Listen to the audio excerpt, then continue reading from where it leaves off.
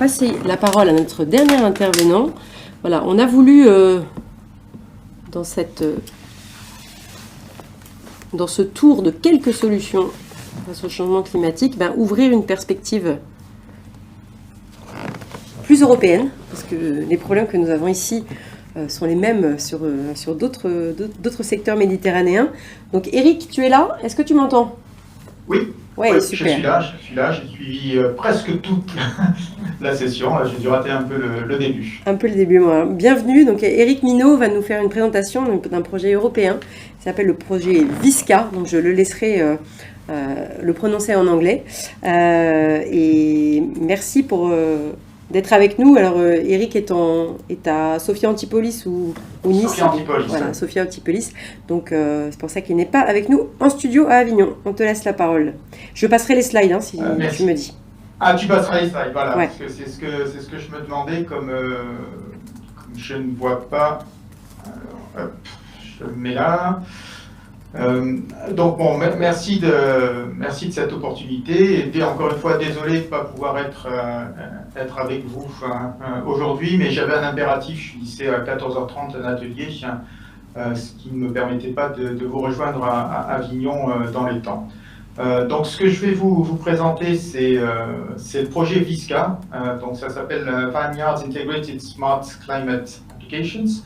Donc c'est une approche, en fait, une application intégrée basée sur la donnée climatique avant tout, pour aider les viticulteurs dans la conduite et l'adaptation au changement climatique. Donc le problème, c'est que je ne vois pas des slides. Je t'ai passé la slide, vas-y. Voilà, d'accord. Donc là, on peut passer à la suivante. Donc, deux mots sur le CEMID. Donc, je suis directeur de l'unité technique du CEMID. On est un peu comme SCP.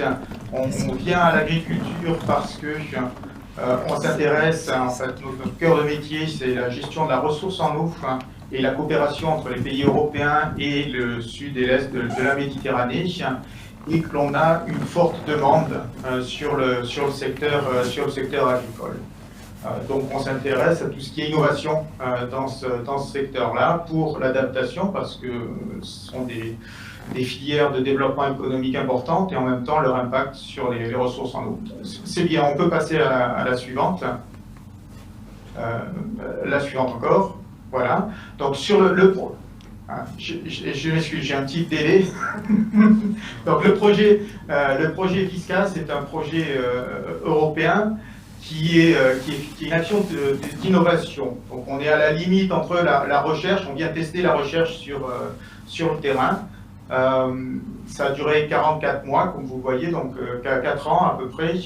On est dans la dernière année, donc c'est là où en fait on est en train d'avoir les résultats, où on fait des comparaisons entre des parcelles de référence et des parcelles où on applique nos solutions. On va voir quelles elles sont, et on n'a pas encore des résultats complets. On a des résultats préliminaires, mais comme on n'a pas fini encore les vendanges, sur les 3 sites pilotes qui nous intéressent, qui sont Symington, donc un grand producteur de Porto au Portugal, Cordeniu aussi, qui est un gros viticulteur sur la région de Barcelone, et Mastro Berardino, qui est dans le sud de l'Italie, à Naples, et qui est plus orienté vers des vins de produits un peu premium.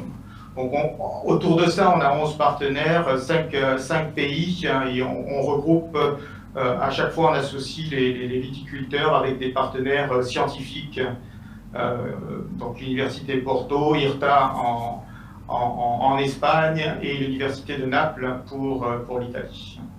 La suivante, s'il vous plaît. C'est bon. Donc le projet, en fait, l'idée de base, en fait, c'est un système d'aide à la décision. Alice vous a parlé tout à l'heure de SCP Agridata.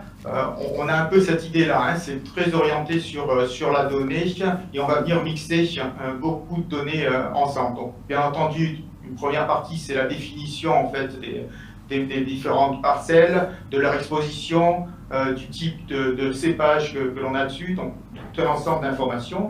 Et ensuite, on va venir mixer des modèles, donc des modèles météo et climatique, on verra tout à l'heure ce que ça veut dire, des modèles sur les phases phénologiques, des modèles plus sur l'aspect qualitatif, hein, l'acidité et le niveau de sucre, et un modèle d'irrigation. Donc ces modèles-là partagent des données ensemble et ils vont travailler en fonction des données, hein, des prédictions un peu qu'on a sur la météo, voire sur le climat. Et par rapport à ça, on a bien entendu des données de terrain. Alors ces données de terrain, on ne cherche pas forcément à avoir beaucoup de données. Avec des capteurs, on a des stations météo classiques qui vont nous permettre d'être un peu plus précis sur nos modèles météo et climatiques. Et derrière ça, alors hors les données, on a des méthodes de conduite des vignes avec du forçage ou des feuillages. Donc tout à l'heure, on parlait un peu de ces techniques qui, en fonction des prédictions qu'on a, on va chercher à les appliquer ou pas. Donc ça, c'est à l'extérieur du système, mais c'est des méthodes d'adaptation, en fait, hein, comme ça a été dit précédemment. La suivante. Donc l'architecture du système, bon, c'est une architecture un peu classique, donc c'est une architecture orientée données. On a mis en place une plateforme qui permet de faire cette intégration pour les besoins du projet, mais on sait bien que les demandes que l'on reçoit sont plutôt des demandes qui sont orientées sur les modèles, hein, parce que dans le cas de AgriData par exemple, ou si on prend notre partenaire espagnol Pordeño, ils ont déjà une plateforme. Donc ce qui va les intéresser, eux, c'est de pouvoir intégrer différents types de modèles. Donc on a ces modèles phénologiques, irrigation, climatiques qui ont des interfaces standards. L'intérêt de la plateforme, c'est qu'on puisse échanger les données, hein, donc on a une sorte de grosse base de données, et ensuite refournir ces données-là. Aujourd'hui, elles sont intégrées dans l'application qui a été mise en place en matière de démonstration, mais demain, elles pourraient être intégrées dans d'autres plateformes existantes. Donc la prochaine, donc je vais vous présenter un peu, donc l'idée de base, c'est que le viticulteur a un tableau de bord unique. Alors ça nous a été souligné comme un des intérêts de ce type de plateforme, c'est que le viticulteur a accès à toute l'information en un point unique. Généralement, ils vont chercher les prévisions météo chez un fournisseur externe et ensuite ils ont leurs données ailleurs. Ici, ça leur permet de faire le suivi complet. Donc on a des données sur les parcelles, bien entendu, où elles sont situées, les dates, et ensuite on a 3 niveaux principaux, hein, qui correspondent à nos modèles. Hein.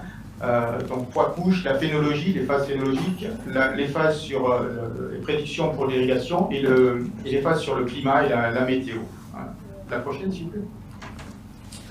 Donc sur l'aspect en fait phénologie en fait. Phénologie, le modèle permet de fournir, donc c'est des modèles qui sont distants encore une fois, donc si on a une plateforme existante, en fait on va pouvoir intégrer en contactant, donc là c'est le partenaire espagnol, IRTA, qui fournit ce modèle-là, et donc il peut très bien fournir ces données à d'autres intégrateurs. Donc on va fournir en fait des éléments sur des prédictions, sur les phases phénologiques, hein, qui sont connues, avec des probabilités quant à la semaine où on va observer ce phénomène-là. Et derrière ça, on essaie de recueillir aussi, alors ça aujourd'hui c'est manuel, hein, c'est par l'observation humaine, des retours d'informations sur est-ce qu'on est vraiment dans cette phase-là ou pas. Donc, et ça nous permet ensuite d'améliorer notre modèle derrière, donc il y a une phase d'apprentissage. La suivante. Sur l'irrigation, on est toujours sur la même approche, hein, donc c'est des prédictions qui sont faites de manière hebdomadaire, hein, donc c'est fait le dimanche ou le lundi, donc on recalcule en fonction des données et des prévisions météo que l'on a, on fait une nouvelle prédiction sur la phénologie et aussi sur l'irrigation. Donc on tient compte des données météo, on tient compte aussi des apports qui ont été faits en termes d'irrigation. Alors, soit c'est manuel, soit on s'interface avec les systèmes d'irrigation existants. Donc, c'est le cas au Portugal, par exemple, leur système est entièrement intégré. Donc, à chaque fois qu'ils irriguent, ça informe le système sur les irrigations qui sont fournies. La suivante.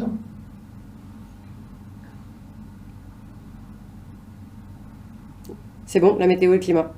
Oui, voilà. Et la météo et le climat, donc là sur la météo, c'est là on devient, c'est un peu plus complexe. Alors les modèles, eux, arrivent très bien à assimiler tout ça, mais on a 3 niveaux intégrés dans la plateforme. On a 3 niveaux. On a de la météo à court terme, donc qui elle est déterministique, donc qui nous donne un peu la météo à 2 jours. Heure par heure, donc ça permet aux viticulteurs de prévoir ce qu'ils vont faire sur le terrain dans les 2 jours à venir. On a une échelle de temps à 10 jours, encore une fois, donc avec un ensemble de paramètres, les paramètres classiques, plus les données de la météo sur place, donc qui permet de prévoir un peu plus une échéance à moyen terme, je dirais. Et ensuite, on a des informations saisonnières qui sont sur 6 mois et qui, elles, sont probabilistiques. Bon, là, effectivement, enfin, vous le verrez, je le mets aussi dans les conclusions, les viticulteurs sont un peu plus mitigés sur l'usage parce que c'est un peu plus difficile à interpréter, c'est clair. Des fois, on n'est pas bon, donc quand on voit qu'on n'est pas bon sur la prédiction, donc on n'a pas un seuil de précision suffisant, en fait, on repart sur des données historiques, sur des moyennes historiques. Et il faut apprendre à pouvoir se servir de ces informations probabilistiques. La suivante. Donc là, Eric, Eric, excuse-moi, comme on est un peu en retard, si tu peux bien avancer sur les résultats. Oui. Merci beaucoup. Donc les résultats préliminaires, bon, on a des résultats qui sont intéressants sur les stades, les prédictions des stades phénologiques. Donc là, on colle bien avec les observations. Même chose sur l'aspect qualité, sur le sucre. Et pour l'irrigation, comme vous voyez, c'est la courbe du bas, avec les points bleus qui sont les irrigations qui sont apportées. Pareil, on a une bonne corrélation. On avait un petit écart sur les phases phénologiques pour le chardonnay, mais ça a été corrigé dans la nouvelle version. La suivante. Bon, même chose sur l'aspect météo. Donc on l'a dit, on est bon sur le court terme et le moyen terme. Bon, sur les prévisions saisonnières, en fait, il y a un problème d'interprétation, de comprendre comment utiliser ces prévisions.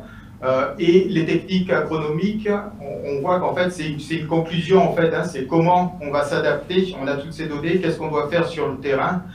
Et donc, les usages qui ont été faits jusqu'à maintenant, ça permet d'avoir un report, par exemple, des dates de vendange qui ont été jusqu'à 3 semaines, et ça nous permet de mieux contrôler, en fait, la qualité du raisin. Donc là, encore une fois, c'est des résultats préliminaires. C'est vraiment cette année où on aura des données un peu plus précises là-dessus. Et alors, si on passe sur la dernière slide, ces données, en fait, les vendanges sont faites dans les semaines qui vont à venir. On a un atelier où on va présenter, alors de manière un peu plus détaillée, l'outil, mais aussi les résultats de cette dernière année que l'on a eu sur les aspects qualitatifs et quantitatifs sur nos 3 sites pilotes, et aussi où on va discuter des opportunités d'exploiter, comme je l'ai dit, ces différents modules pour des intégrateurs comme LCP, par exemple. Merci. Merci beaucoup Eric, mais désolé de t'avoir un peu pressé. Effectivement, extrêmement intéressant d'avoir ces perspectives européennes de nos voisins du Sud. Est-ce que tu as, Stéphanie, quelques questions pour Eric? Oui, j'ai quelques questions. Donc la première, avez-vous fait des tests en France? Alors, on n'a pas fait de tests en France. On a beaucoup d'intérêt des vignobles du Bordeaux qui ont déclaré un intérêt, quelques intégrateurs aussi qui étaient intéressés. Mais donc comme je l'ai dit, donc on est alors bon. Alors, on aimerait. C'est pas ici qu'il faut dire ça. Voilà. On aimerait en faire en Provence aussi, voir aussi s'intéresser à d'autres types de cultures. Je pense qu'on avait un peu parlé avec Calice des amandiers ou autres qui pourraient être intéressantes pour la conduite, et surtout l'intégration d'autres modèles. On voit qu'on est un peu... Voilà, on voulait y avoir une preuve de concept, regarder si ça fonctionnait. et notamment sur le secteur viticole, on a beaucoup de demandes pour intégrer en fait des prédictions sur le milieu, enfin sur le type de maladies qui peuvent être liées au climat, et comment agir en préventif. Merci. Ensuite, êtes-vous en recherche de partenaires? Oui, alors, comme je l'ai dit, on est en recherche, on arrive en fin de projet, on est en recherche de partenaires pour l'exploitation. On a des résultats, nos partenaires ne sont pas des partenaires commerciaux. Ils ont mis au point les concepts et donc maintenant ils cherchent à qui le transmettre pour une exploitation commerciale. Donc là on est clairement en phase de recherche de partenaires et même chose, on pense qu'il y a encore des travaux à faire sur d'autres types de cultures ou sur aller un peu plus loin dans l'intégration de différents modèles et aussi de pratiques agronomiques. Les ombrières paraissent être un point intéressant, par exemple. On a parlé du sol aussi, du travail sur le sol. Ce sont des éléments qui, je pense, il faut intégrer dans ce type d'approche. Donc, on est prêt à aller plus loin sur des nouvelles actions un peu plus recherche et développement, je dirais, développement. Ok. Ensuite, les Espagnols ont-ils systématiquement recours à l'irrigation?